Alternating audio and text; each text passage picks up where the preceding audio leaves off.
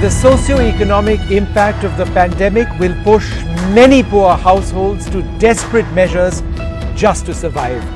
Children could end up facing an increased risk of child labor, sexual exploitation, perhaps even child marriage, as families struggle to feed their families. The COVID-19 pandemic could turn into a serious child rights crisis as hundreds of thousands of the most vulnerable children get potentially exposed to a dangerous mix of extreme poverty, malnutrition and hunger as a result of the virus. World Vision India is closely working with state governments and the district administration to provide people with basic essentials during this lockdown. And we at NDTV feel very, very proud to be associated with this cause. This telethon is called Together with Children Towards a Hunger-Free India. Pranoy Roy and Nidhi Kulpati with us as well. You're spot on, Vishnu. It is great to be working with World Vision, a global organization looking after children. And you know, the new lockdown that we're going to face again, we've just been announced. There's a lot of data that supports the fact that we needed it, that we could not completely get out of a lockdown yet. In fact, there is data that shows a second spike could be just about starting in many states. And that's because so many people are moving from one state to another. They've been in very close proximity. They've been infecting each other. Many of the new cases, for example, in Bihar, are because of the enormous number of migrants who've come in there. And migrants, I'm not just talking about people walking, migrants from the Middle East, migrants from England, migrants from one city to another who are going in Rajdhani and in cars. People who are migrating, it's not a derogatory term, it's people who are moving. Let's not ever treat it as a derogatory term. They are guests of one state or the other, like all of us. And if you ask me, okay, we've had a great success with our lockdown. It was important, it's proven to be right. The R rate, which we shall talk about later at some point, the reinfection rate has gone down considerably, but it started going up when movement started. And while we've been a success in the lockdown, it's been a disastrous policy when it has not been thought through, the implications of our people walking hundreds, thousands of miles just to survive, because they've not been given any reassurance. What is the government, or any government, I'm not talking about centre, states, anybody, what are our political leaders doing? This is the time to reach out, give money to the poorest of the poor directly and help them, and make sure they don't feel insecure and have to walk hundreds and thousands of miles. But most heart-rending is to see them walking with little children. The little children are the saddest sight, and really a condemnation of how we feel in our society for our children. It makes you really want to weep. And they're just forgotten. They're not numbered, they don't have Aadhaar cards. They are really being forgotten. So being together with children, I think this is the most important lesson to highlight today. And I'm so glad that we're doing this with World Vision, and it is just crucial to be made a headline. Our children, let's not forget them.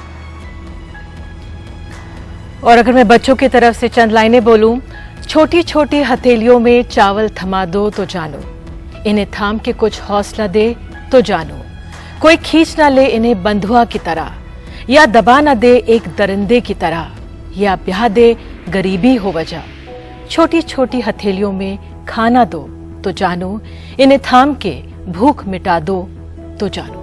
तो आइए इस मुहिम को आगे बढ़ाते हैं, उस कार्यक्रम में आगे बढ़ते हैं।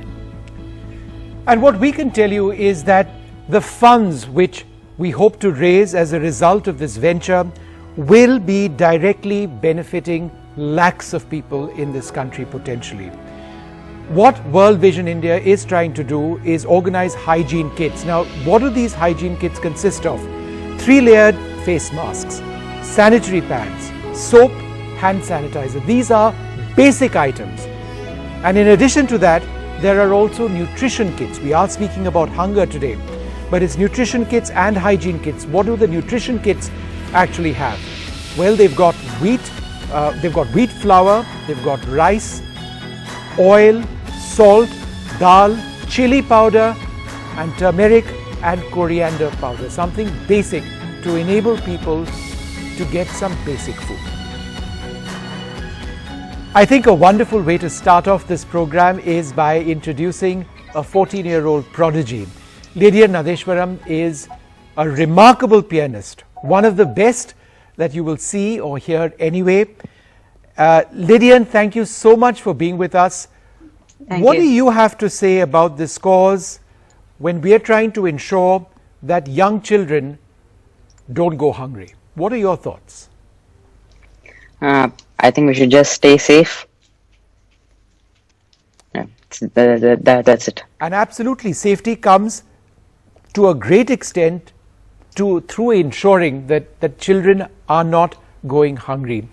Can you play something for us to share, perhaps convey or share your emotions, your feelings on this cause? Yeah, sure.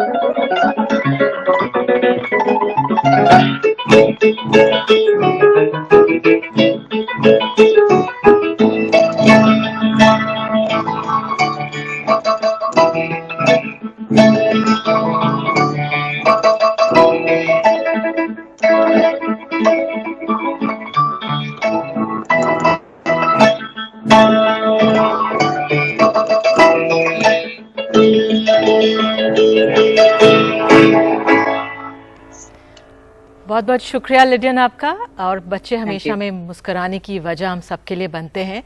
अब आइए सीधे आपको 12 साल के आरव वर्मा के पास ले चलते हैं। जब ये 3 साल के थे तब से पेंटिंग कर रहे हैं और अब जिस तरह से टेलीथॉन 2 घंटे चलेगा, आरव लगातार हमारे लिए एक पेंटिंग बनाएंगे और देखेंगे 2 घंटे के अंत में कि पेंटिंग कैसी लगती है। आरव, बहुत बहुत शुक्रिया अपना समय देने के लिए।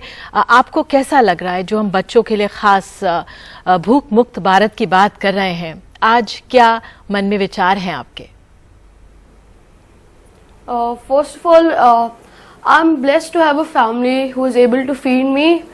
Hi, my name is Arav and I'm 13 years old.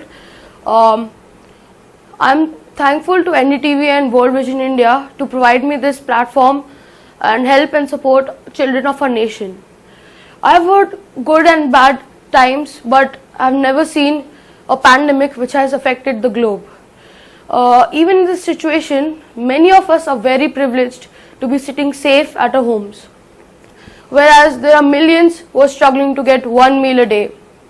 And being an artist, it is my responsibility to use my skills and save the lives of our children. As the COVID-19 pandemic shows every possible potential to turn into a serious child right crisis, where so many poor children could face the danger of child labor, sexual exploitation, human trafficking and whatnot as a struggle to feed their families. To help such prevent inhuman acts, today I would be converting my artistic skills for the welfare of the children and our nation. Please come join me in this initiative by NDTV and World Vision India together with children. Hunger Free India. All right, Arav, I think that's absolutely fantastic, and we would encourage all our viewers, people watching this program, to think about purchasing what will be a fantastic piece of art by that young prodigy over there. We're joined at this stage by Cherian Thomas. He's the regional leader, Asia Pacific, of World Vision International. Great to speak to you, and it's just wonderful to be collaborating with you on this project.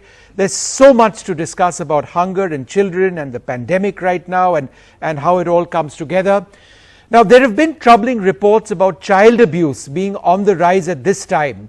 Can you tell us about some of the efforts that you're involved in trying to stop this? So what we have done is right at the beginning, together with a few other INGOs, written to the Prime Minister and several other ministers in this government, as well as to state chief ministers, highlighting the fact that this is going to be a critical problem.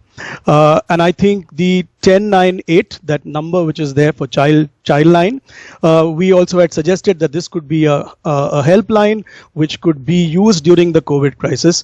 We understand that there is a higher traffic into this line, but it is too early to figure out in terms of whether there is any actual increase at the moment in the actual cases happening itself.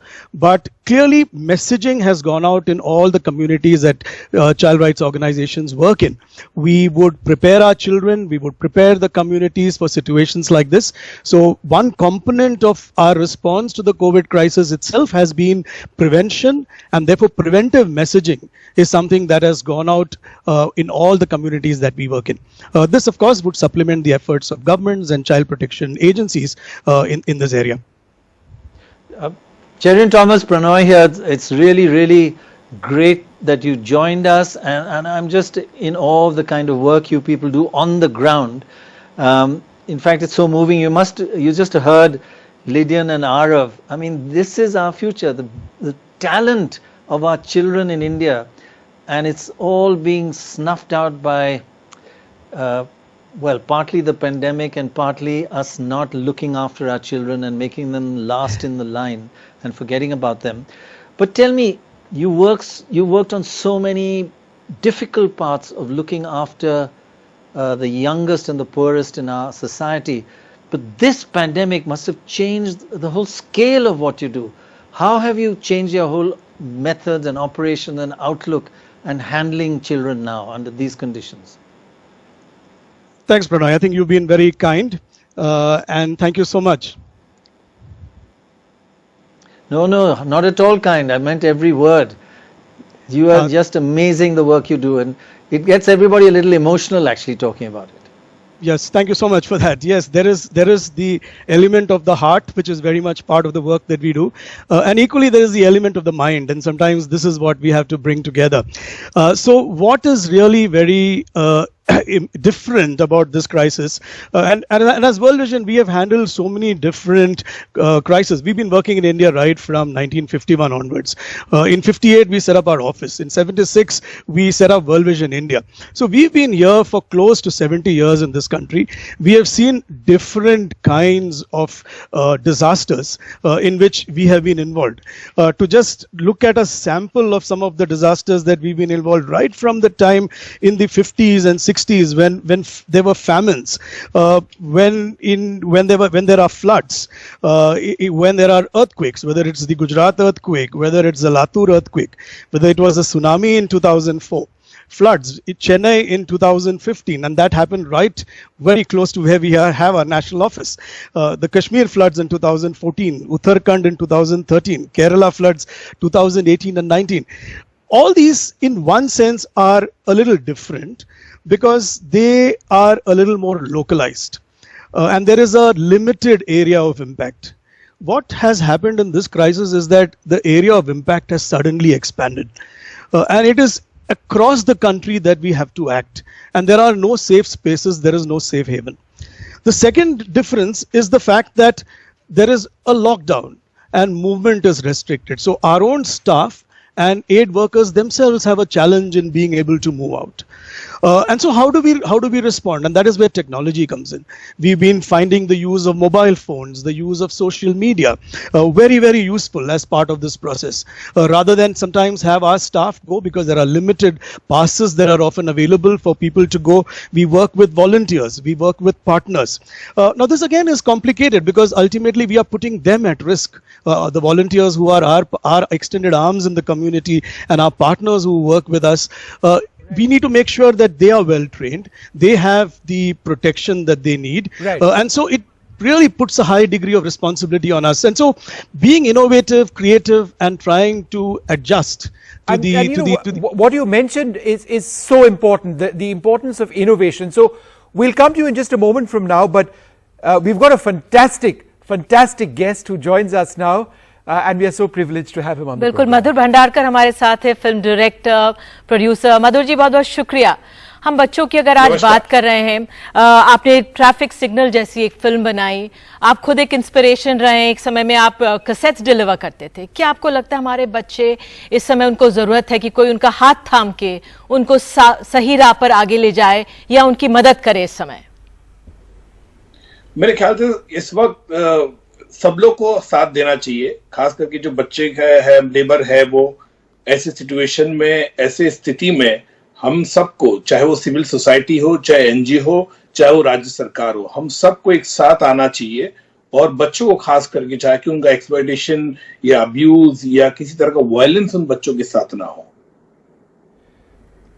Mr. Bhandarkar, you've made some of the older children who actually do participate on film sets in Bollywood itself.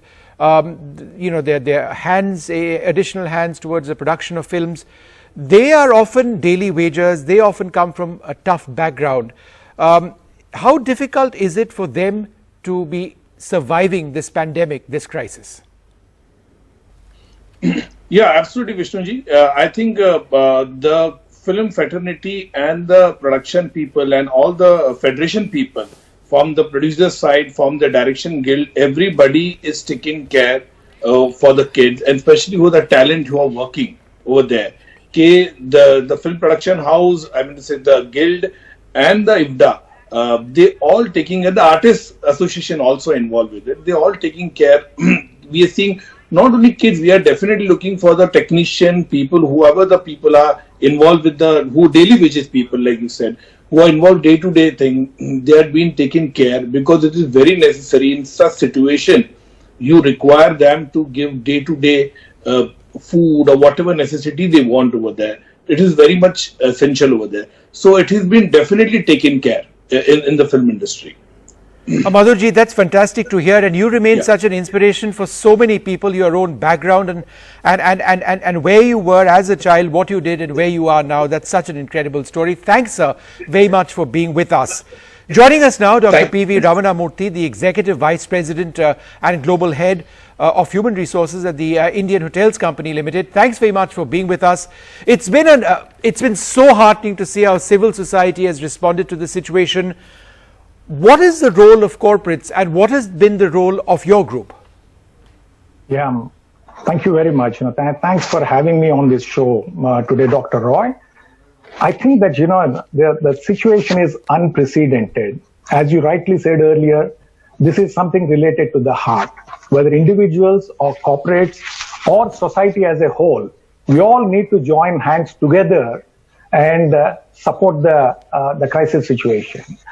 I think that, to answer your question, what we have done, I can answer this in two ways. One is, in the short term, when the crisis broke out, what did we do? And what have we been doing to take care of the longer term, to address the needs of the children, to ensure that they are provided with employability and employment. So to begin with the shorter term, I think that, what we have done immediately is supplying food to the medical fraternity, the migrant labor, and then the police personnel. We started doing this from March 23rd onwards. And also, I want to say that, I don't want to take any credit individually or as an organization. As a group, you would be knowing it actually, Sir Jamshedji Tata, when he started this group, he said something like, it's in a free enterprise, the community is not just another stakeholder in business, it is the very purpose of its existence. So that's how we have been operating. And that's where, when this whole crisis started, we thought of supplying food, and that's what we have been doing. I'm glad to say that there is a lot more opportunity to do much more. But I think that I'm glad to say that at this point in time, we have supplied 1.5 million food distribution, and it is on daily basis, morning and evening. Our employees have been working at TajSATS, our air catering service, and this is what we have been doing to take care of the hunger. I mean, those sort of numbers are just amazing. I just want to repeat something which Vishnu said, and I think you also agree with that, and that is, it is heartening to see civil society in India really responding to this. You know, when we look back on this, we might find India, the people of India, the business community and the corporates reacted better than many other countries. It's wonderful. Absolutely. And amongst that, I know you don't like to talk about it, that's typical of the Tata Group, but Tatas and Taj and the numbers you've just mentioned are absolutely amazing. Many, many congratulations. And just one extra thing, if I can ask you, a little extra focus on the people we tend to forget, the children. Yeah, so that's where, I was talking about the longer term. See, it's like this, the framework with which we have been operating. It's something like this, it is about skilling, employability, employment, and livelihood. And we operate these skill training centers. We at this point in time, Indian Hotels, in partnership with Tata Strive. Tata Strive was formed in 2016, and even before that, we have been working with the NGOs to skill the youth. And when we skill them, what happens is that they become employable, and many of those people join our own organization, and many others join some other organizations, also the hospitality group. And Tata Strive works not just around hospitality related skills, but it also focuses on many other vocational courses. It could be electrical course or mechanical or welding, and many other 14 sectors were covered under that. And coming back to Indian Hotels and what we have been doing around this area, so once we take up these 10 pass students and train them up, we have several different programs, within the organization and in partnership with other institutes. For example, there is a program called Golden Threshold Program. People who complete their Tata IHCL Strive program, they can join the Golden Threshold Program, which we run with Tata Institute of Social Sciences. It's a 3-year-long program, a vocational program. And once that happens, again, they can join us. And during this period of education, we also give them the stipend, and they get trained up in our hotels. This is the on-the-job training which we provide. Gee. The point I'm trying to make here is that when we provide this kind of skills and make them employable, getting employment opportunities would be much higher, and taking care of their livelihood also is much more easier. बिल्कुल, बहुत बहुत शुक्रिया mister मूर्ति। और वाकई में बहुत ज़रूरी है कि जो हमारे युवा हैं, 10वीं पास हैं, उनको स्किल ट्रेनिंग दी जाए तो रोज़गार उनको आगे मिलेगा। बहरहाल इस समय बहुत अच्छी खबर आपको दे दी। We have the first of a big donations coming in at this point.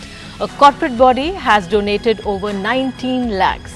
The organization wishes to remain anonymous, so thank you for your generous contribution, and we hope to see many more such donations coming in through the evening. और आइए अब सीधे आपको मुंबई ले चलते हैं, हिना के पास ले चलते हैं। हिना आप छोटी बच्ची है, HIV से जूझ रही है। हिना, आप हमारे साथ जुड़ी हैं, बहुत बहुत शुक्रिया समय निकालने के लिए। क्या परेशानियां आपको झेलनी पड़ रही हैं, आप साझा कीजिए, हमसे बात कीजिए। एक्चुअली अभी तो हमारी कंडीशन बहुत खराब है। खाने मीन्स राशन का थोड़ा बहुत प्रॉब्लम आ रहा है। ऊपर से मेडिसिन के लिए हम लोग जा नहीं पा रहे हैं, ट्रीटमेंट के लिए हम लोग जा नहीं पा रहे हैं, उसके लिए बहुत सारी प्रॉब्लम्स आ रही है। जी, आप जी के मतलब हम लोग को हॉस्पिटल में जाने के लिए अभी रूटीन के लिए भी खर्चे के लिए कुछ नहीं है। हाँ हिना, वाकई में आप इस समय बहुत मुश्किल के दौर से गुजर रही हैं और आप कह रही हैं कि आप अस्पताल नहीं जा पा रही हैं। उम्मीद करेंगे कि आपकी राह आगे आसान होगी। बहुत बहुत शुक्रिया हमसे बात करने के लिए, और ऐसे ही बच्चों की हम कोशिश कर रहे हैं मदद करने की, और हिना के नंबर हमारे पास हैं, उन तक पहुंचेंगे, उनको हम मदद पहुंचाएंगे। विष्णु, आइए आगे बढ़ते हैं। ऋतु कुमार फैशन डिजाइनर हमारे साथ मौजूद हैं। ऋतु जी, बहुत बहुत शुक्रिया इस टेलीथॉन के साथ जुड़ने के लिए, इस मुहिम के लिए। आपने अपना समय दिया है और आपको दर्शकों को बता दें कि ऋतु कुमार की एक क्विल्ट और कुशन्स हैं जो आप लोग ले सकते हैं और एक तरह से वो डोनेशन कंट्रीब्यूशन के तौर पे जाएगा इस टेलीथॉन में। ऋतु जी, not many people know that the textile trade is the second largest employer in India after agriculture. Millions of craftsmen in India are in deep distress at this time. Just must be unfolding in front of your eyes. What can you do to ensure that they are looked after? Well, it is a very rare phenomena that you have brought this up, because very few people really are understanding the fact that it's the biggest employer after agriculture.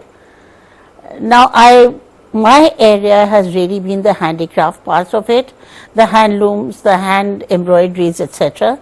They don't constitute the full amount of the second largest employer, but the last estimate was we have about 16 million people employed just in hand textiles. It's actually the size of a small country. Now, when I started working with my karigars, they were always in a fairly beautiful setup in the village.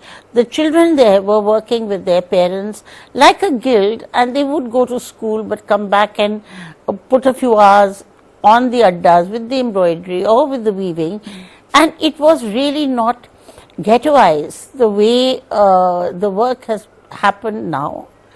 Now, most of these people are now back home, but unfortunately there is no work.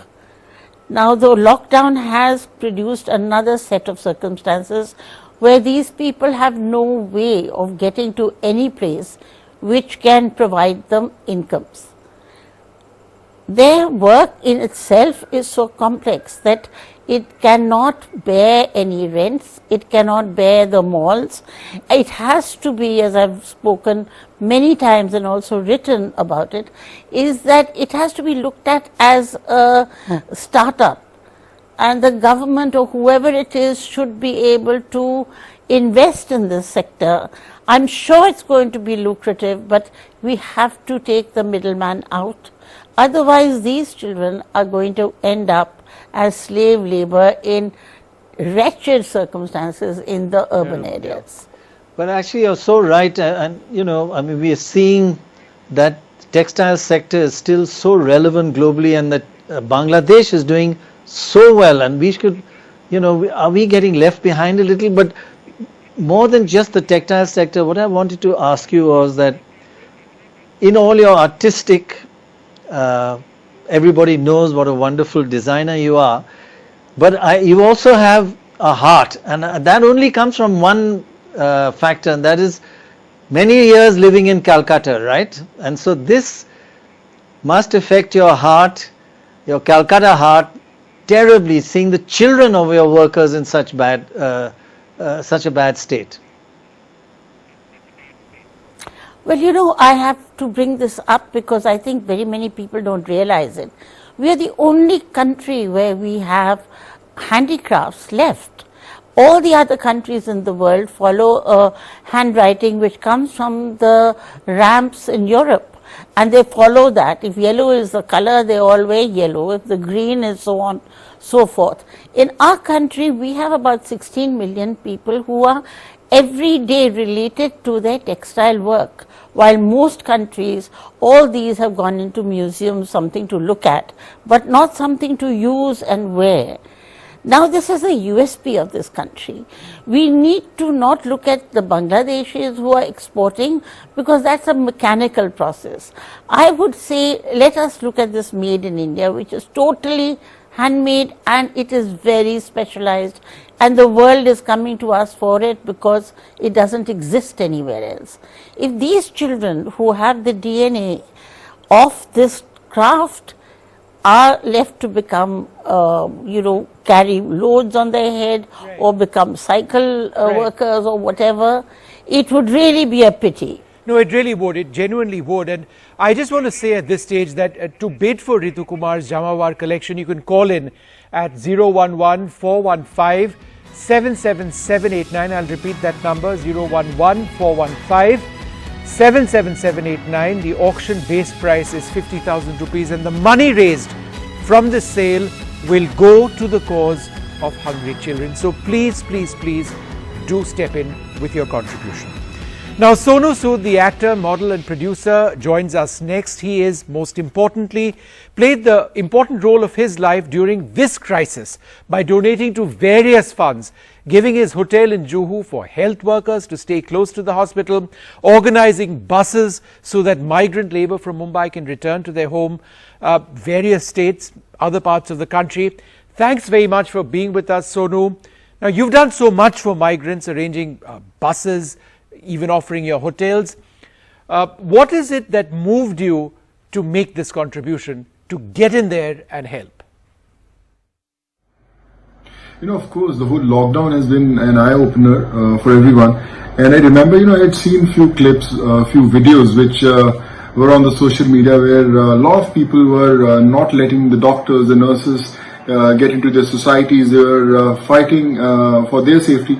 But I totally believe that doctors are, and especially all these paramedical staff, are the only ones who are standing like a wall between this virus and a common man. So if you don't respect them, if you don't give them enough what they want, you know, you can't save people from, you know, dying. So I have a hotel in Juhu where, you know, you have lots of hospitals around and a lot of people travel to different parts of Mumbai, and a lot of time they lose because of their travel and they don't get enough time to rest. So I just thought that why not give the hotel to these paramedical staff where they can come, stay, rest, eat, and again report back, you know, to their duties, and they can be on their toes for more number of hours.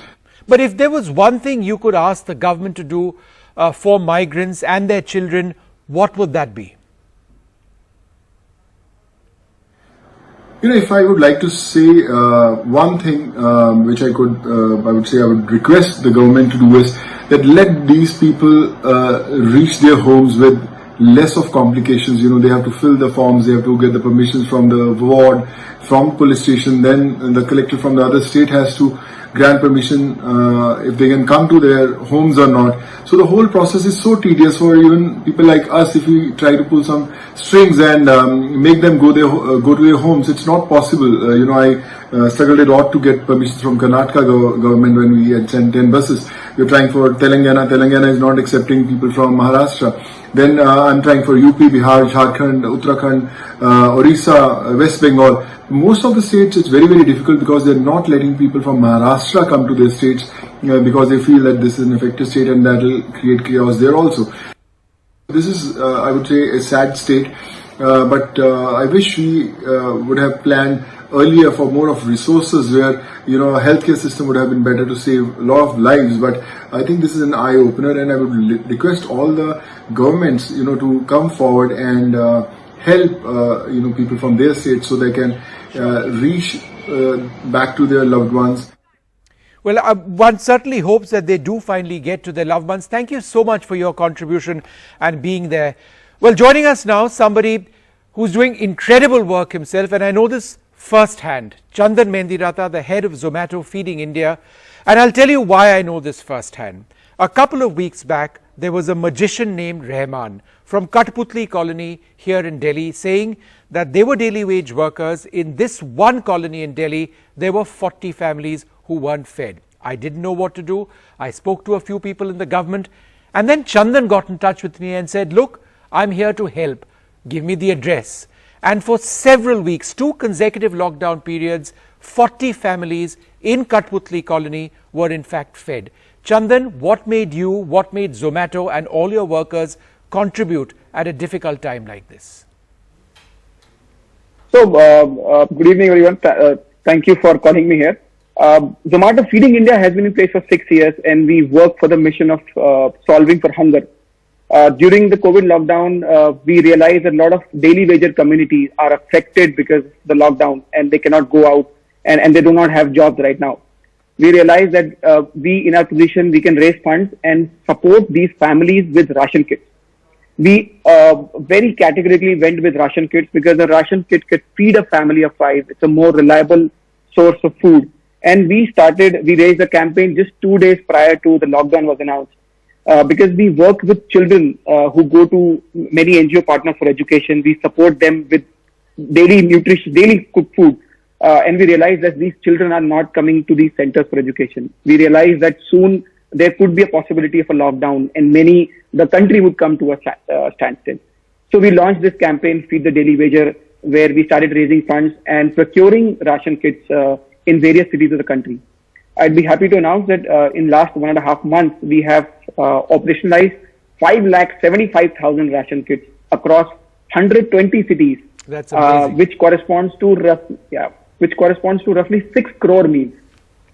6 fact, crore Zomato meals. Feeding India- That's just an incredibly large number. And thank you so much for being over there in a difficult situation like this, where the economy is affecting so many and so many companies as well. But that contribution is huge. Nidhi? बिल्कुल सब अपनी तरफ से कुछ ना कुछ कर रहे हैं। संजीव कपूर, फेमस शेफ, हमारे साथ मौजूद हैं। कपूर, बहुत बहुत धन्यवाद संजीव जी जुड़ने के लिए। हमारे देश में एक बहुत बड़ा तबका है बच्चों का जिनको जो खाना है वो ज्यादा पोषक नहीं है। क्या आपके जहन में ख्यालात इस समय, और जो ये मुहिम जिसमें हम बात कर रहे हैं, किस तरह से हमारे जो बच्चे हैं उन तक पौष्टिक खाना पहुंचाया जा सकता है? सबसे पहले नमस्कार। जाहिर सी बात है कि हमारे यहाँ पे मेल न्यूट्रिशन जो है वो काफ़ी ज़्यादा, और ऐसे हालात में वो थोड़ा और बढ़ जाता है, क्योंकि जो लोग शायद पहले से अफेक्टेड नहीं थे उनके चांसेस अब हो सकते हैं, बिकॉज सिर्फ अवेलेबिलिटी की वजह से, काम की अवेलेबिलिटी की वजह से ऐसा हो सकता है। तो इस समय तो मैं कहूँगा कि बहुत सारी चीज़ें जो हैं वो ना करने के बजाय जो बेसिक नेसेसिटीज़ हैं उस पर पौष्टिकता जो है, जो प्रोटीन की ज़रूरत है वो हमारे यहाँ पे कार्बोहाइड्रेट एंड प्रोटीन बेसिक अगर हम कहें तो फोर्टिफाइड राइस, उसके साथ साथ जो दाल है उसका राशन, और उसको बनाने के लिए अगर तेल, और उसके साथ में जो आसपास कोई भी जहाँ पे लोग रह रहे हैं वहाँ पे जो सब्जियाँ उग रही हैं अगर वो भी किसी तरह से पहुँचाई जा सके। और मेरे ख्याल से the only way to do that is that if we can activate all of us, मतलब एक तरह से it has to become a chain reaction. One is कि एक कुछ large organizations will keep on doing, like I know NDTV is joining hands with World Vision India to feed the kids.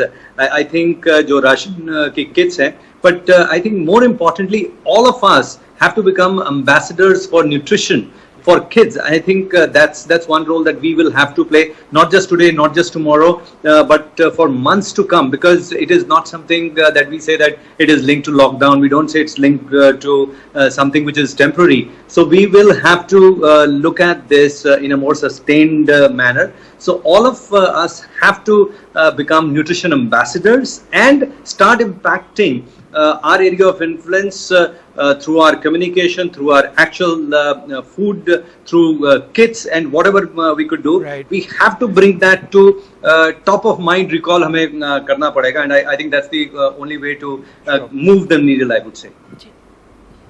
बिल्कुल, आप सब सही कह रहे हैं कि किस तरह से इस पे फोकस हमारा रहना चाहिए। संजीव जी, बहुत बहुत शुक्रिया अपना समय देने के लिए। हम सबको जिस तरह से आपने कहा, एक तरह से एम्बेसडर के तौर पर काम करना चाहिए, और जो बच्चे हैं, जो भी हमें सड़क पे भी अगर बच्चे मिल रहे हैं तो उनको पोषक खाना हम ज़रूर दें।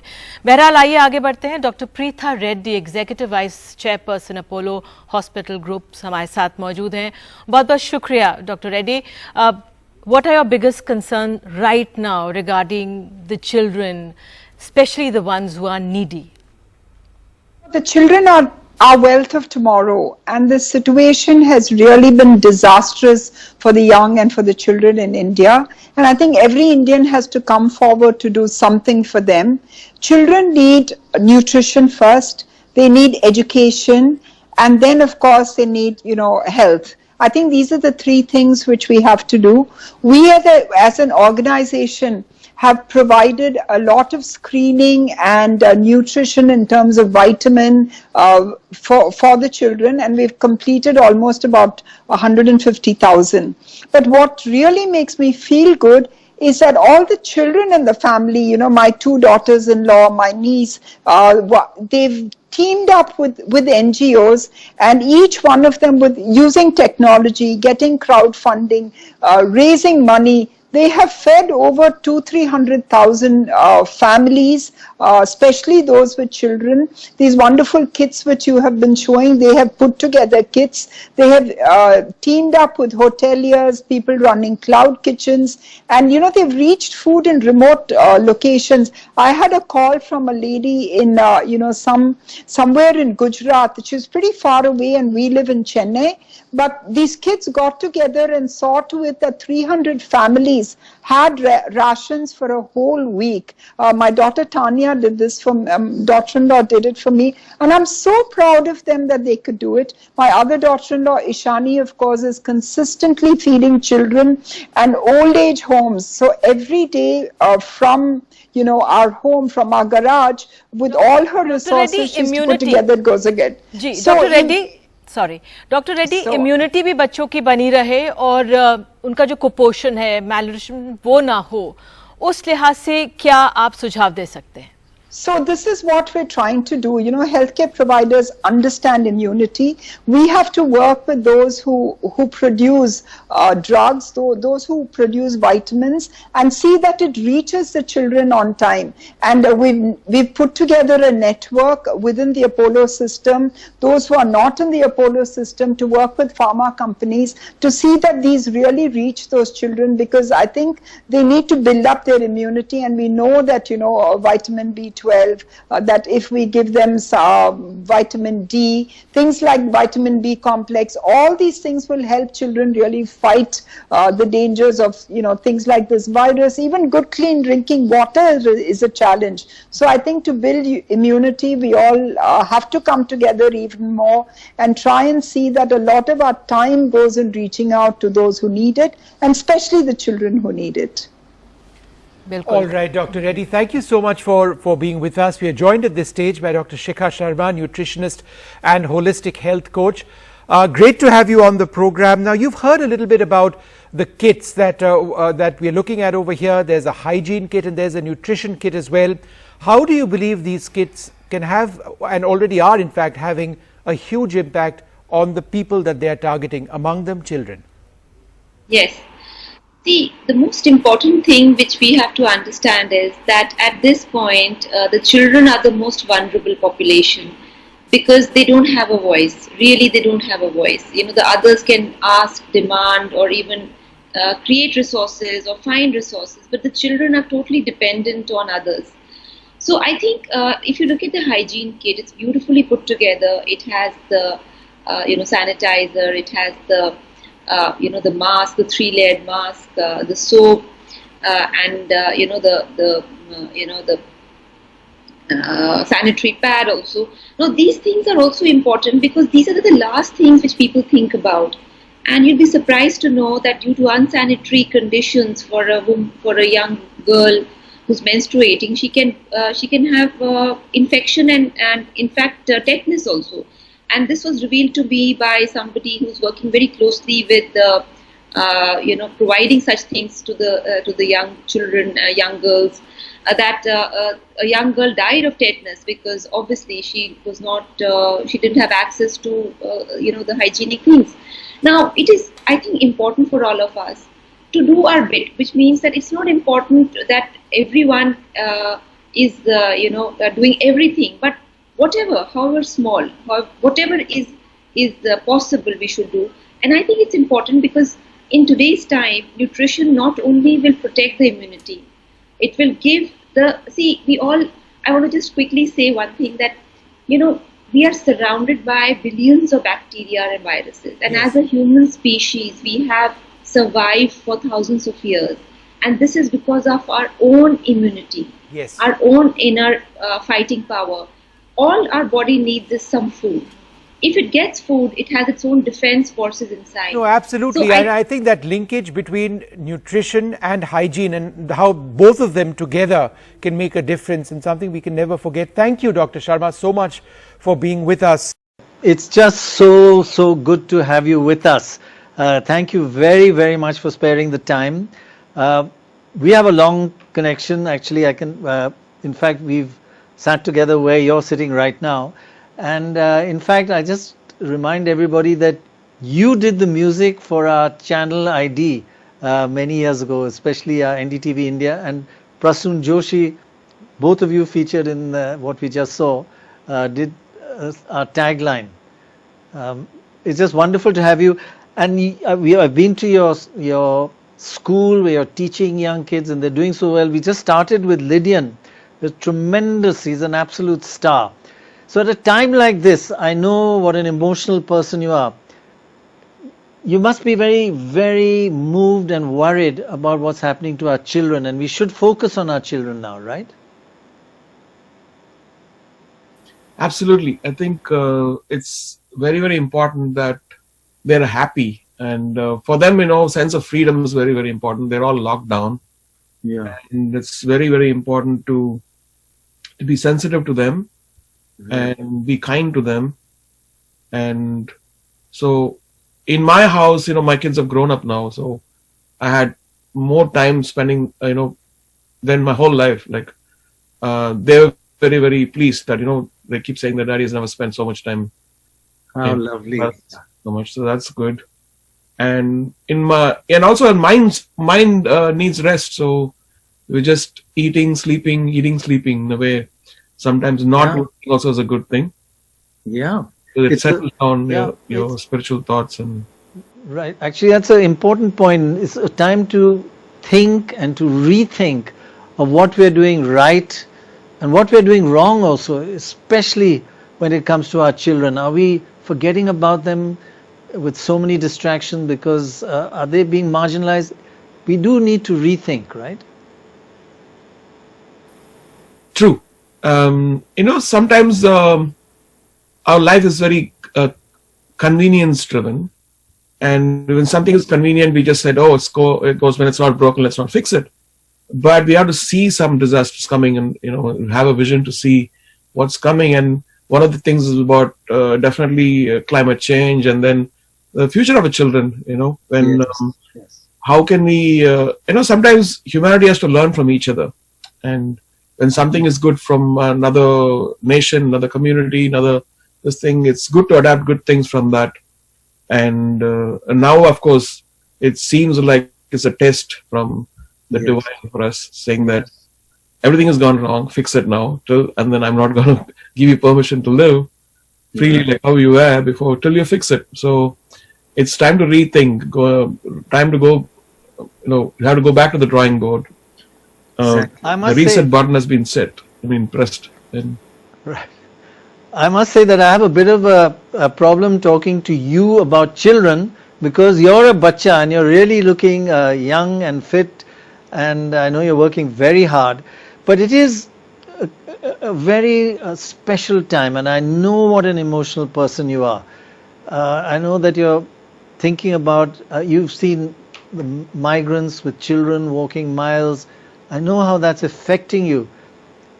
It troubles you a lot right now, doesn't it? What's happening to our children? It's terrifying when, before going to sleep. And one thing we have to get reminded is, and also this during Ramadan where we're fasting, we realize how people are suffering without food. And in a way, it brings back that, that feeling of hunger. And especially children. So our foundation, we are committed to bringing underprivileged children back as leaders, as art leaders or music leaders, so they can spread the message, they can bring joy to the world. And it also demolishes the social divide, which people have, rich and poor, when they're empowered with the knowledge. And we're also proud that, Lydian was also learning from he's learning from many places, but in a way, he started piano with Dr. Chatterjee from KM Music Conservatory, so you would have seen his mastery over things. And it's interesting to see how they can excel. And today's IQ of children is very good, and it's good to utilize that in a more positive and a positive way. Yeah. I mean, he's one example, but I have seen and I've witnessed myself been around your schools and your various areas where you have inspired and created so many children, made them into world-class talents.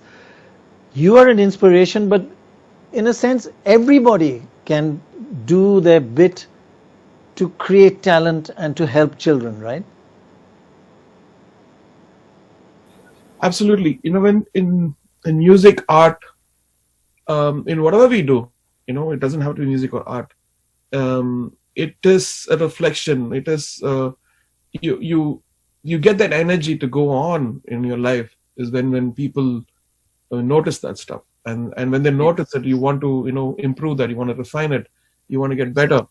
Yes. You want to think of more ways to bring happiness, and that is what keeps me going. Otherwise, I started at the age of 12, 13, and what is that drives me is that your love, your good wishes, and what makes you happy. And in that, I get my happiness. And whether it's a foundation, or whether it's my compositions, or my performance, I think you inspire me. So don't lose hope. God bless you all. Well, joining us now, the wonderful director Kabir Khan. Mr. Khan, thank you so much for being with us. Now, you've donated money to take care of 50 children through World Vision India. When did you decide that you really needed to do something at this stage to make a difference in the lives of so many children? Hi, Vishnu.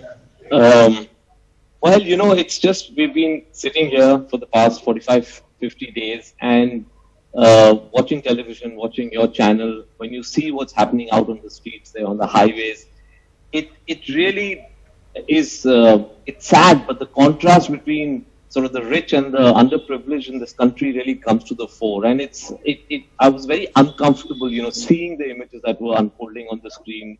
Reading about what is happening with the underprivileged, the children. The images on television. It makes you extremely uncomfortable, and sometimes you feel.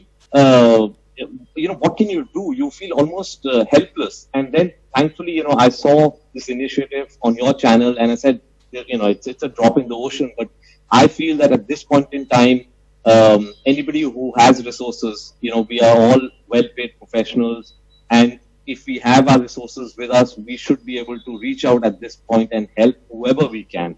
It's a big country. It's a large population.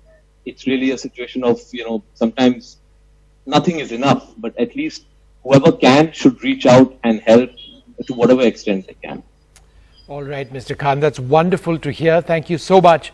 Well, let's go across now to Pranoy, who's got a fantastic guest with him, one of the finest minds in the world of economics. Yes, it's just a great privilege to have you, Abhijit, Nobel Prize winner, and a person who inspires us with the kind of economics you do.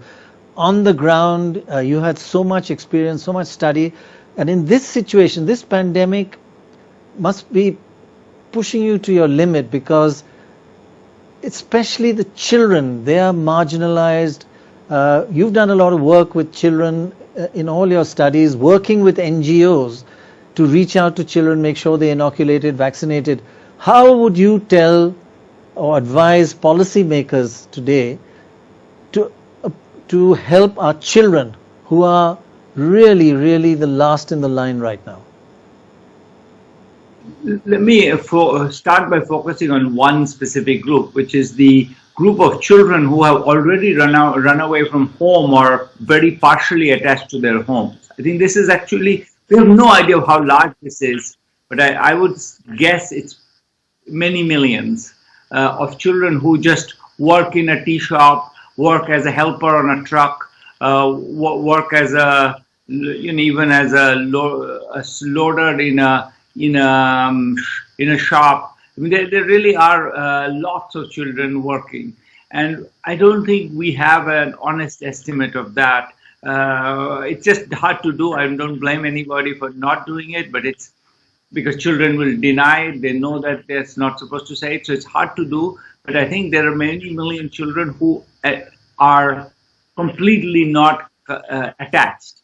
And if they're not attached, it's not clear to me how they're supposed to be served by even the rudimentary welfare system we have. You know, if PDS provides free food, it doesn't provide it to children.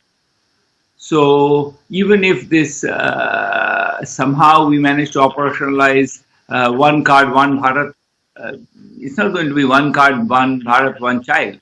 So it's going to be, these are just, they don't exist on anybody's roles. So I'm very frightened for them, because they really have there's nothing that's designed for them. Their existence is not actually acknowledged half the time, because it's illegal to employ them, but how do they survive? They're begging, they're just doing odds and ends, they're whatever, they're involved with crime syndicates, but it's just, I don't see a way for us to serve them. Mr. Banerjee, the key point that you just mentioned is just that there cannot be a kind of a macro all-India announcement approach. This has to be really at a micro level to identify these children literally dying every day and not even being counted, and only NGOs are there at the ground level. So you would say that go down to an NGO level if you really want to help the children. Correct. I would say that there is probably a bunch of NGOs that are actually already trying their best to save these children, do what they can. I feel that one thing that constrains them is the lack of a funding model. Right now, it's not that the corporates are flush with money, so everybody is holding back. But in fact, it's a time for the money to be spent. And I think that money needs to arrive in the hands of these NGOs. And I don't think we have the screening mechanism to choose NGOs sitting in Delhi. I think we need to go down to the district level. There are great NGOs which work in one district, or not 24 Parganas. I know some good NGOs working there. But it's really that level. And how would anyone who hasn't worked in that area know about them? Just to follow up on that important point that Nidhi just raised, and the question to you, it has to be at a micro level. And I know you're a person of data and analysis, but you also are a very soft person. So again, I just keep thinking of those pictures of migrant workers with little children walking thousands of kilometers. It just breaks your heart, doesn't it? In this heat, my God, yes. I feel like, this particular thing, we have to, all of us who belong to the Indian elite, kind of have to hang our heads in shame. We really didn't understand what the economy was built on, and we have all of us, maybe more me, because as an economist, I should be saying this. I was not saying this. I mean, we should have had, one nation, one ration card a long time ago. Absolutely, absolutely. Thank you very, very, very much for joining us. Thank you. Okay, take care of yourself. You too, you too. Well, joining us now, Madhav Belamkonda. He's the National Director of World Vision India. Mr. Belamkonda, it's great to be partnering with you on this.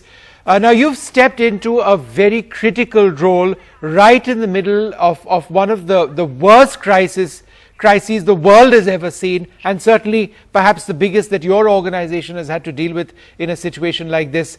How did you need to act fast? How did you need to hit the ground running to ensure that you could protect so many more than you normally would have been able to? Thank you, Vishnu. Thank you, Dr. Pranay. And the crisis didn't really prepare us well enough, but what is ahead is something that we can plan right now.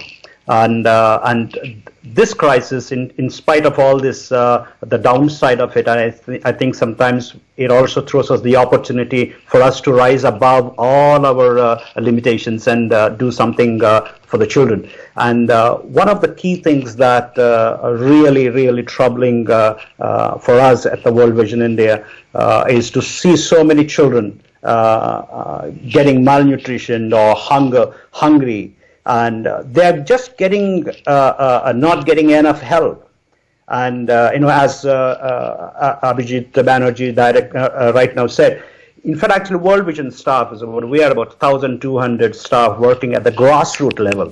And working in close to about 6,200 communities in the grassroots level, in the districts, in the blocks, and seeing the children and what they're lacking is just breaks our hearts.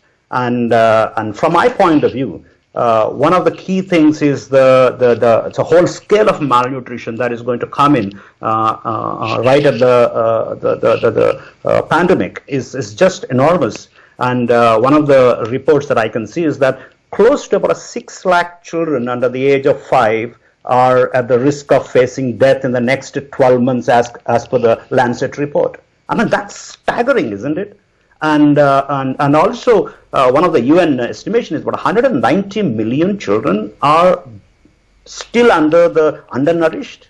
That's a staggering. Imagine once this pandemic gets over, I think we are going to see a huge amount of these children looking at us and saying, can't you hear us? And do you care for us? And I think that's when we felt that at World Vision India, we need to actually step in and step up our efforts. And if wherever we can partner with the government or agencies and other NGOs, and I think we all need to come together, Vishnu, to make sure that our children do not go hungry any single day. And I think that is our priority. बिल्कुल माधव जी, जो world vision India का promo भी चल रहा है इस मुहिम का, उसमें 2 वो बच्चे हैं जिन्होंने अपने माता पिता को लखनऊ में एक्सीडेंट में खोया है, तो वर्ल्ड विजन आगे उनको किस तरह से सपोर्ट या उनके लिए काम करने की सोच रहा है, क्या किया जाएगा? Absolutely. The moment we saw the story and we felt that I think World Vision needs to help them out. World Vision India is concerned about both Vipin and Chandani's well-being and their future. So what we certainly ensure is to have the educational assistance reaching out to them, and also livelihood assistance given to the caretakers of these 2 wonderful children, and our heart goes out and our prayers goes out to them.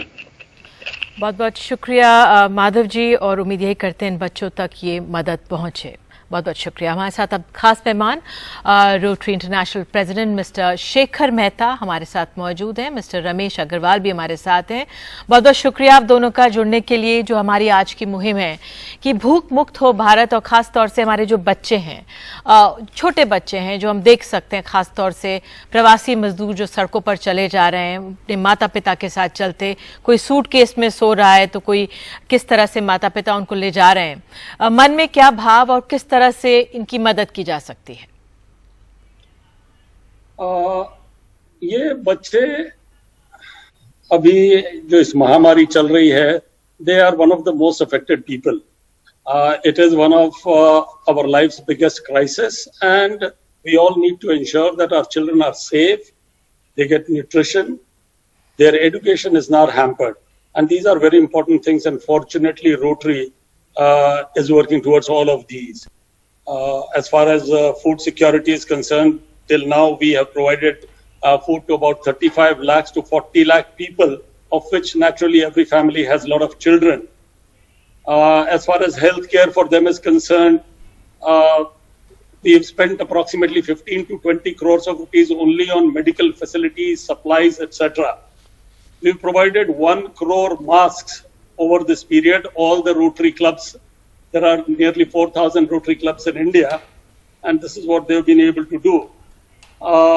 Apart from this, PM CARES Fund itself, we have made a contribution of 105 crore rupees already, and there is more which is flowing in. The value of the work that Rotarians have done for COVID, apart from this 105 crores that has been sent directly to PM CARES, would be another about 75 to 80 crores, total coming to about 180 crores, which for people who pay out of their savings is a big amount of money. And most of it, lot of it will go towards the children. Apart from this, education is a major area. Education ke liye, we have been talking to the government, and fortunately, we have been working on online education for the last 10 years.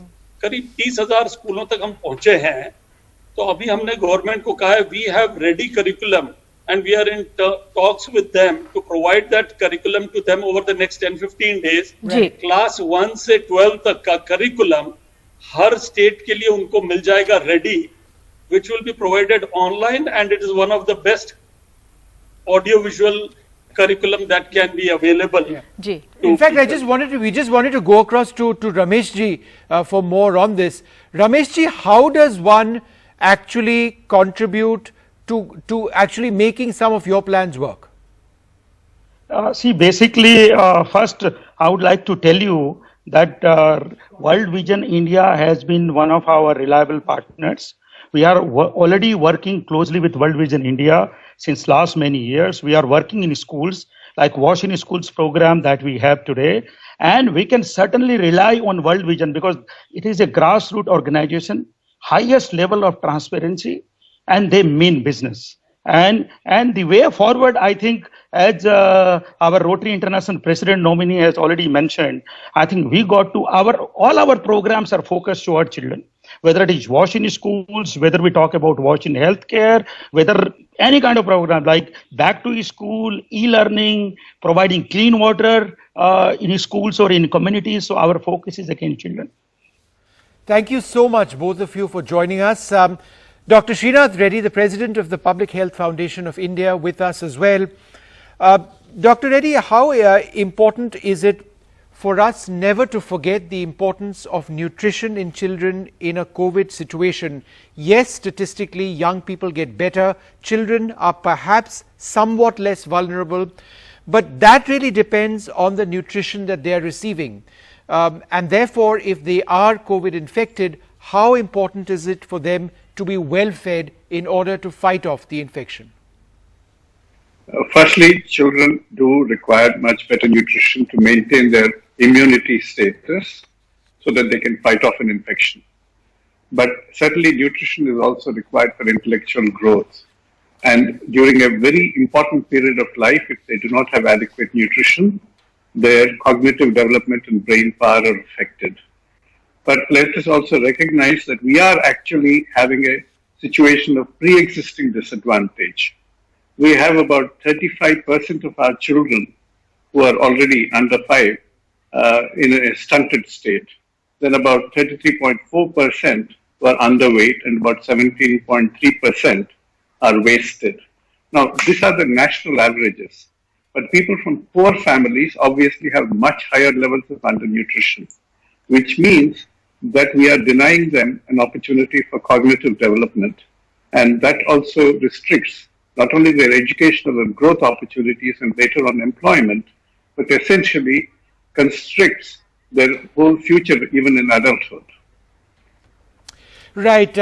I just wanted to go back to Mr. Ramesh Agarwal, who chairs the Rotary India Sanitary Mission, with a fairly pointed question, sir. How can Rotary India support this cause where we are talking about hunger and children in this particular time? Yeah, so we are going to support World Vision India through our Wash in Schools program. That is one program, and today I would... Yes, go ahead. Ahead. Yeah, today I am making a small announcement. A couple from my club, Rotary Club of Delhi, Ashoka, Archana Gupta and Anil Gupta, Managing Director of KEI Industries Limited, has committed to contribute 20 lakhs as a beginning.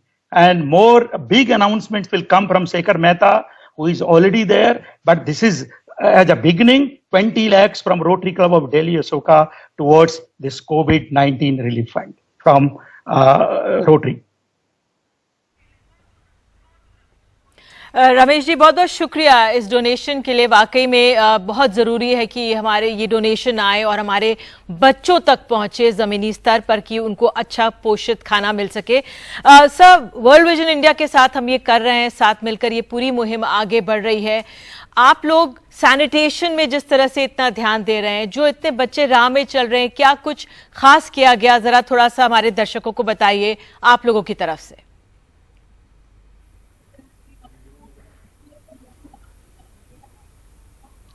Shekhar ji, आप बता रहे हैं, मैं बताऊं? जी, बताता हूं।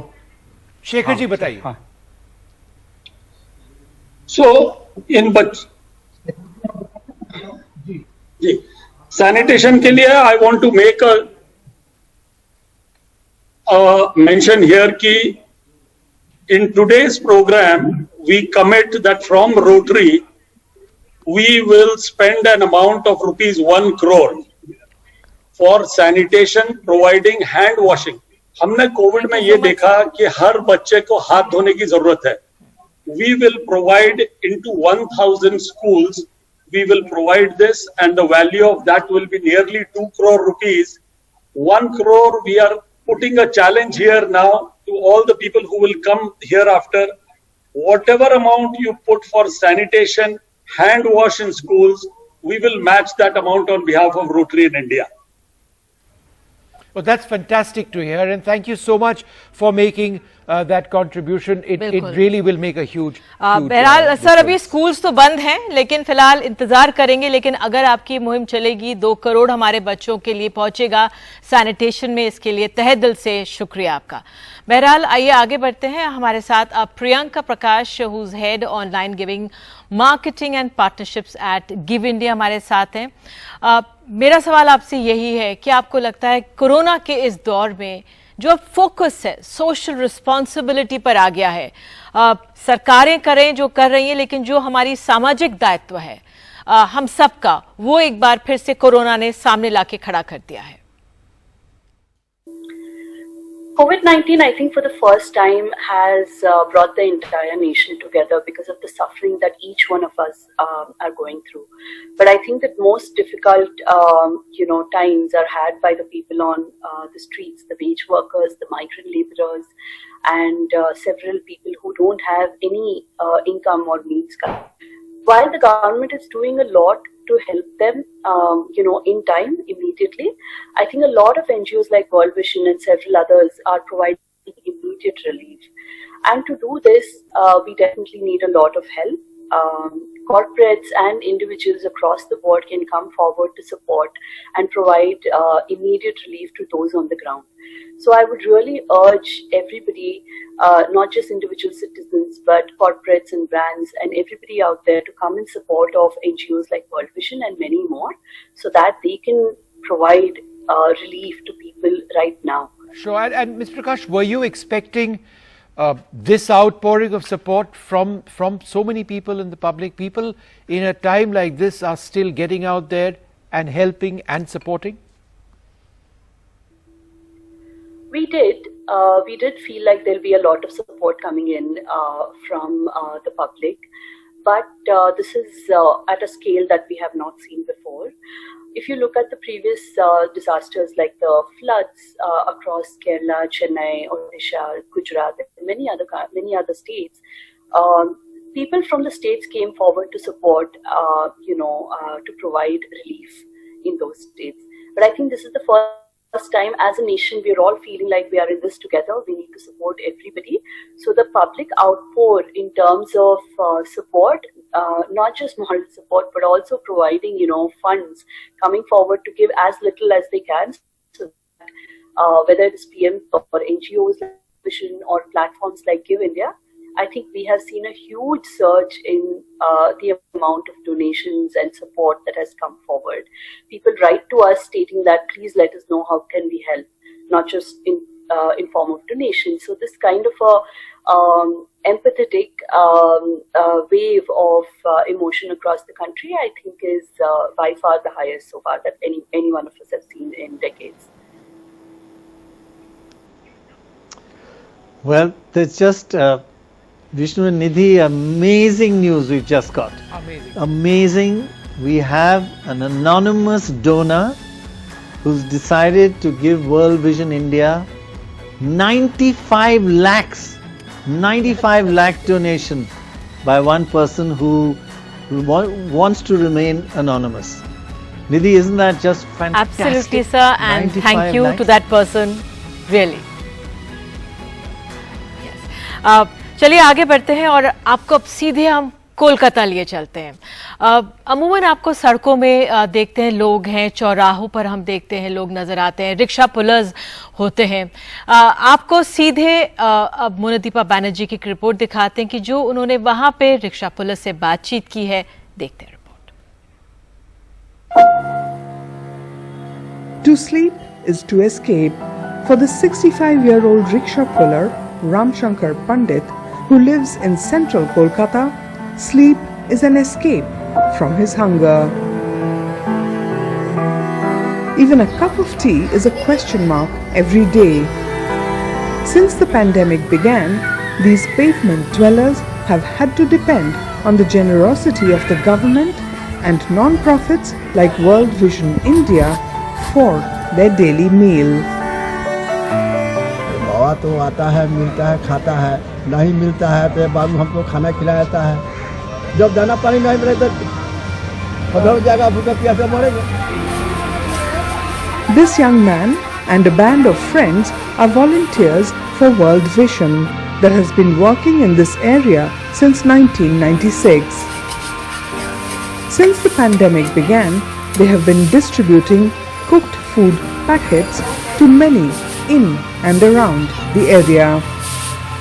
I request to the government, the people who doesn't have ration card, voter ID card of the West Bengal, so you can also feed those people who doesn't have any documents. These families are the worst hit. Originally from Bihar, they live under plastic roofs at the mercy of local police who sometimes simply chase them away. In the best of times, life is difficult for pavement dwellers in Kolkata. Right now, in the middle of the pandemic, things have become so much more difficult that going to bed hungry has become something of a habit for many. Just to bring in Ravish, who's done so much reporting and analysis of this pandemic and how India is reacting to it. Some very, very important reports he's given. Ravish, over to you.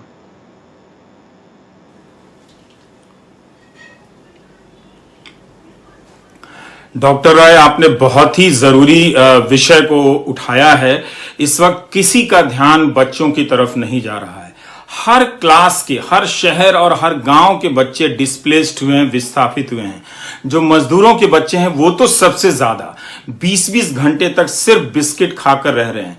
और गांव का हाल मैं जानता हूं, जब पैसे नहीं होंगे तो बच्चों को उनकी जरूरी चीजें पे भी कटौती हो जाती है। जरूरत का खाना नहीं मिलता और मन का खाना, जो बच्चे बीच बीच में कुछ खाना चाहते हैं, वो भी नहीं मिलता। अब सरकार देखिए, वो अनाज देती है, दाल देती है, चना देती है, लेकिन बच्चों के लिए क्या देती है? उनमें बच्चों के लिए कोई चीज नहीं होती।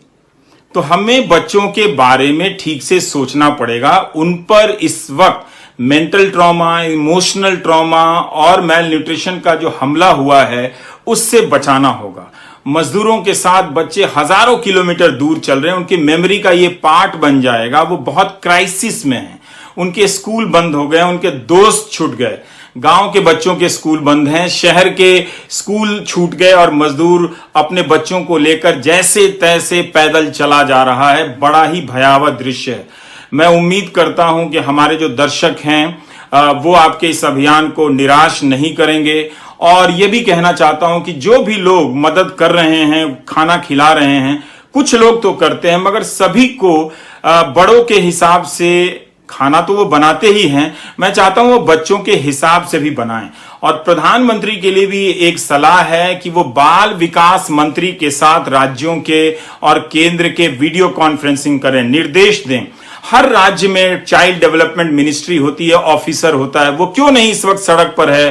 क्यों नहीं वो मोहल्लों में अपना बजट लेकर घूम रहा है और बच्चों की मदद कर रहा है? तो हमें जरूरत है सिस्टम को एक्टिवेट करने की और समाज को एक्टिवेट करने की, जो सही वक्त पर आप कर रहे हैं doctor Roy. So absolutely spot on, Ravish, as usual. Really important that they should get out there and do something, not just sit in their offices. And as you say, child development and all ministries in charge of children have a major responsibility today. Isn't that right, Nidhi and Vishnu? Absolutely. Absolutely. You just can't think of a bigger issue than this in a time like COVID, the rights of children. Well, joining us, Joseph Wesley, he's Child Protection Specialist with World Vision India. Thanks very much for being with us. COVID has thrown up an incredible concern on the issue of child protection. In a situation like this, when there are lockdown zones and there are containment zones and all sorts of problems, how best can we protect our children? Because in many cases, children aren't out there in the open. They are somewhere and we don't really know what's happening.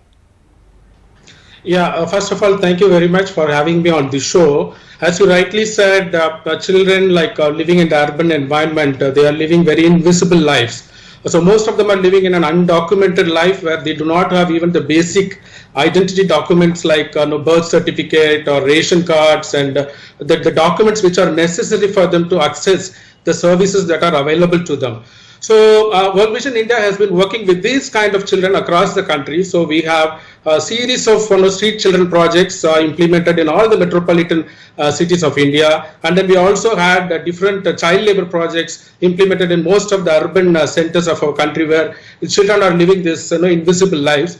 So what we have learned in the process is that already these children are living in a very precarious situation. Now this COVID situation has only made their condition even more worse. So we are faced with an insurmountable problem now. The country has made enormous progress in the last few decades in rehabilitating these children like child laborers, children living on the streets, and children working as rag pickers. Now we are faced with a momentum where we are going to set at least some 10 years back in this entire process of rehabilitating the street children. So for instance, if you just see what's happening in Calcutta, we are working in the red light areas of Calcutta, and as soon as this lockdown was imposed, immediately there was a curfew imposed on this area. The women living in the red light area, that is women involved in commercial sex, so they were severely affected in the process. Let's remember the fact that it is not only the women who are living in the red light area, but also they have children. So we've done a survey in which we have understood that every woman living in the red light area have at least 1 or 2 more children in their families.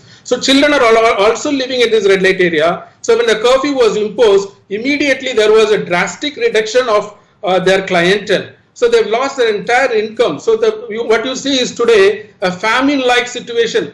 Women and children are living in hunger. So that's what we are seeing today. So not only that, because the women and children are living in the brothel even today, there is a high risk of infection. So children are living in fears and anxieties because they don't know what is going to happen to their own mother, because that's all they have left with. The only mother, the biological relationship they have in their life is only their mother. So they are just बिल्कुल आप सही कह रहे हैं। भविष्य को लेकर बहुत अनिश्चितताएं हैं और चिंताएं भी होंगी। हम सीधे अब चलते हैं आरव वर्मा के पास। कार्यक्रम के शुरुआत में आपने देखा आरव ने पेंटिंग शुरू की थी।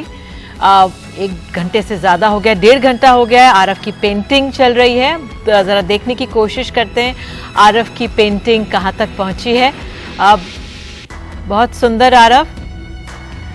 तो आगे भी कार्यक्रम के अंत में एक बार फिर से आरव के पास आएंगे। अब सीधे हम मिस्टर अलंगो पेनन के पास चलते हैं। इन्होंने 20 लाख रुपए डोनेट किए हैं इनकी कंपनी ने इस कॉज के लिए।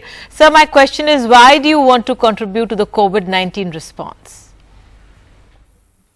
The entire globe and India is reeling under intense impact of what is possibly the worst health crisis in decades.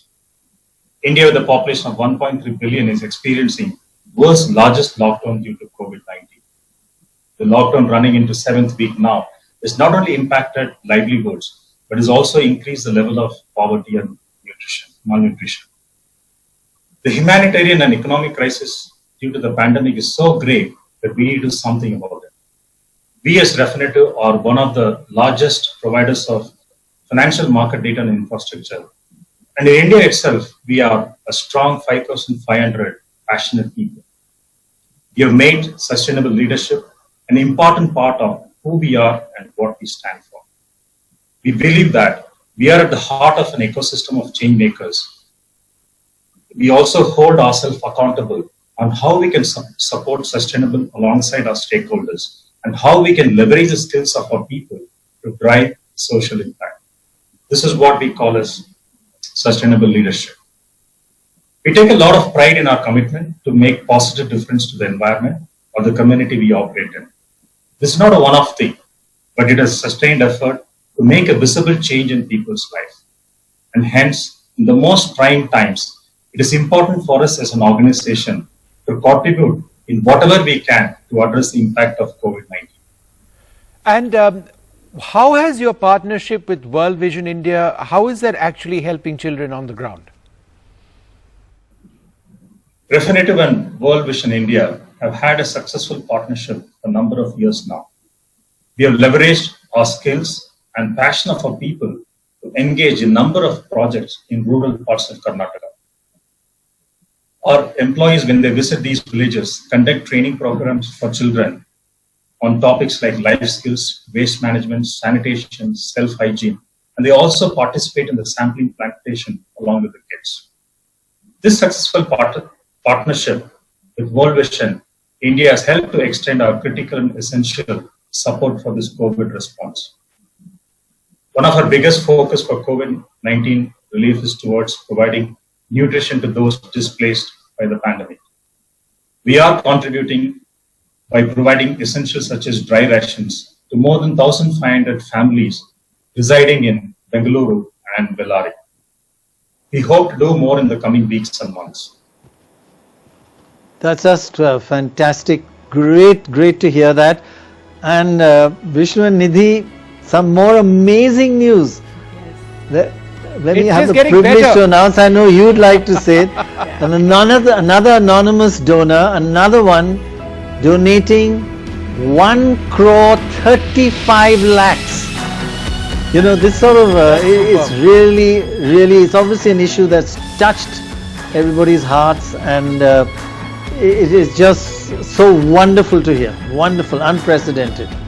And this right, is just the announcements now, and you know, I mean, there are a lot which we aren't announcing, and there's a lot of information coming in. But but if these were elections, Pranoy, you'd say these trends are very encouraging. We may have an early result on this one. right. All right. And you know, I hate to say it, but this is much more important than elections. It is. फिलहाल जो आज ये मुहिम है, लोग, हमारा जो समाज है किस तरह से जुड़ के, देश भर से लोग जुड़कर किस तरह से योगदान दे रहे हैं। हमारे साथ mister Ramesh Agarwal, chairman Rotary India sanitation mission, एक बार फिर से जुड़े हैं। सर, बहुत बहुत शुक्रिया, आपने इतनी बड़ी डोनेशन दी, आपने अपना योगदान दिया है इस पूरी मुहिम के लिए। आप शायद कुछ और भी कहना चाह रहे थे। जी हाँ, अभी एक और अनाउंसमेंट मैं करना चाहूंगा। एक हमारे Rotarian GS Kochar, Rotary club of Delhi Midwest, Delhi के रहने वाले हैं, उन्होंने 10 लाख रुपए और कंट्रीब्यूट करने का फैसला किया है। 10 lakhs more from Rotary. Thank you, sir. Thank you so much. That's superb. That's absolutely fantastic. So many people now.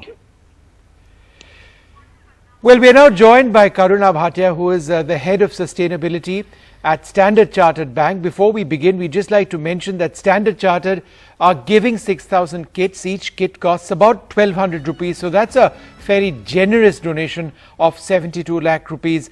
Karuna, thanks very much for being a part of this huge mission.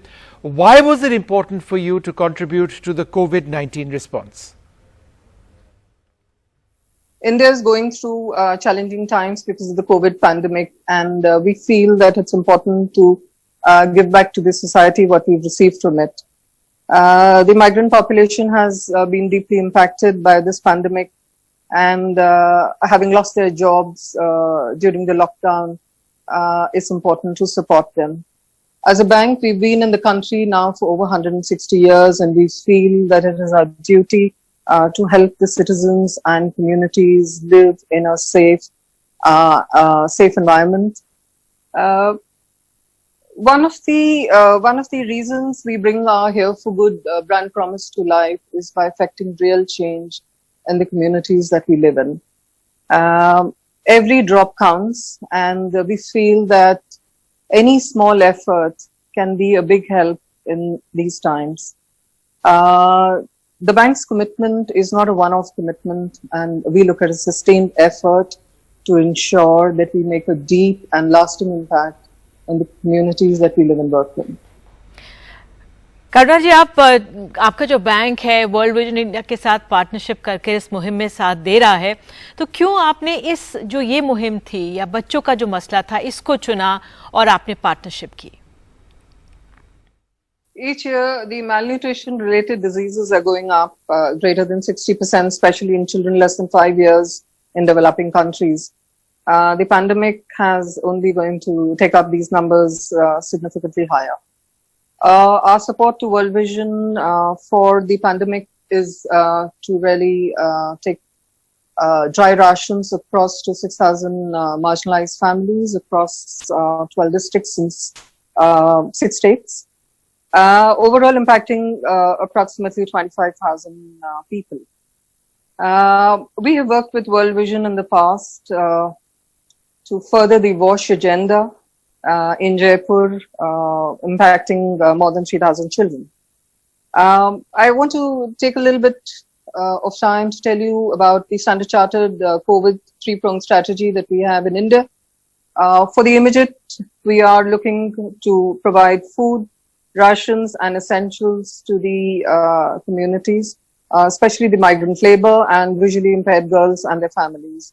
In the medium term, we are looking to restore livelihood options, creating market and financial linkages for women micro-entrepreneurs and women farmers. And lastly, we are looking to support research to create low-cost health opportunities to combat COVID. Our support, we have been the first corporate to support IIT Kanpur in their research and development of creating a low-cost portable invasive ventilator, which is currently under testing to be manufactured by the end of the month. Overall, for COVID, Standard Chartered Bank has impacted over 1 million lives. बहुत बहुत शुक्रिया इस तमाम support के लिए करुणा जी. Cherin Thomas, thanks very much for joining us again. Very good of you. Wonderful response. Obviously, World Vision has got a huge amount of trust of people, and that's great to hear.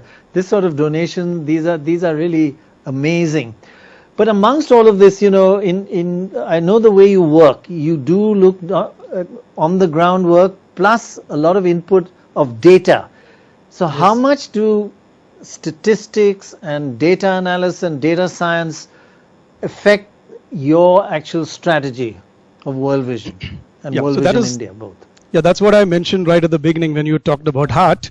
I did mention that for us there is also a fair amount of head, and we combine the two and we try and do it together. For very long, social sciences have had a very strong bias towards qualitative studies, and that's very, very critical, that's very necessary.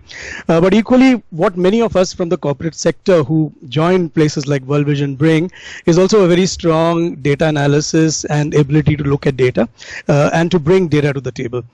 So for instance, for World Vision, our basic vision is about bringing fullness of life to every child. So our vision statement is actually expressed in this manner. Our vision for every child, life in all its fullness, and that really talks about therefore what is very at the heart of World Vision, which is child well-being. Now, child well-being can be a nebulous concept, and how is it that we can give it a more concrete data-based approach? We have looked at child well-being in 4 components. One is clearly look at child well-being as health and nutrition. A child having access to health and good nutrition, and therefore not being malnourished. And malnourishment levels are still inordinately high in our country. Stunting is still as high as 38%. In terms of weight, it's about 35%. In terms of wasting, we actually saw in the last family survey, National Family Health Survey, it actually increased marginally in 2016. So very clearly, health is very critical. There are a lot of indicators that you can use to quantify it. There is education, and education is more than just enrollment. It is clearly about looking at learning outcomes. The third area is really the area of protection and safeguarding of children. It is children being safeguarded from abuse, children being safeguarded from exploitation, from child labor, child marriage, so many areas where it happens, and particularly in pandemics like this, increasingly where children are at home, a lot of access to virtual media, online predators are again a big challenge. So that's another area which we need to be very mindful of. And finally, underlying all this is the community in which they live, where their parents live, their families live, and therefore livelihoods becomes a very important component. So doing all that together, we developed last year a 24 parameter index, which looks at how various states, and this is called the India Child Wellbeing Report of 2019. It was released in August of 2019 by the CEO of Niti Aayog at a function that we had in Delhi. And this is one report that has really sparked the imagination of many people, and particularly since there is a certain amount of benchmarking, and where we are, that is very critical and important. When we looked at our strategy, for instance, World Vision has a strategy from 21 to 25. We actually mapped out all the blocks of this country and defined a vulnerability index. And today we actually have vulnerability indices for all the blocks of this country. And therefore we know where the most critical blocks are from the point of view of child well-being. I think so this is really, really important, all those factors you mentioned, you know, to actually be able to pinpoint using data, analyzing, creating this index, as you say, of 24 parameters. Fantastic stuff. Very, very good. And moving from data science to the other end of the spectrum, and I don't know which is Dr. better. Roy, Arav Verma के पास चलते हैं. Arav हमारे साथ मौजूद हैं. Because he's been working solidly, yeah. जी, आरव ने 7 बजे की शुरुआत में एक पेंटिंग करनी शुरू की थी और अब वो पेंटिंग कहाँ पहुंची है? आरव, आप ये भी बताइए, आपके मन में क्या चल रहा था इस दौरान जब आप ये पेंटिंग कर रहे थे? और पेंटिंग भी दिखाइए जी.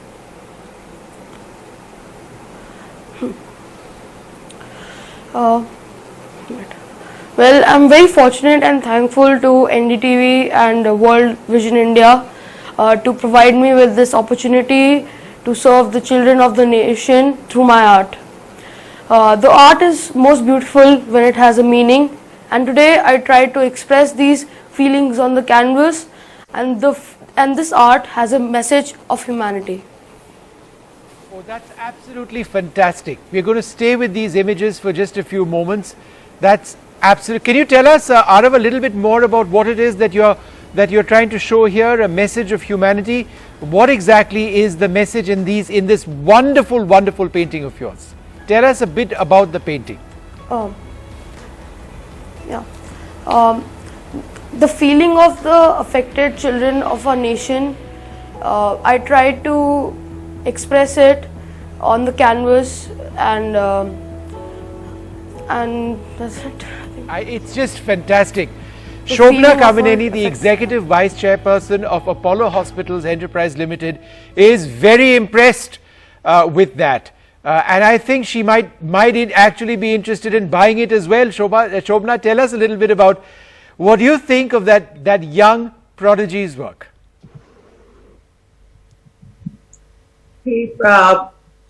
I think that these are special times, and when a child and somebody so young has the spirit, one is to pour out emotions in this, then that's a great outlet. I think we should encourage that, and I'm so happy to be part of this program, and I think that children are suffering in more ways than just one.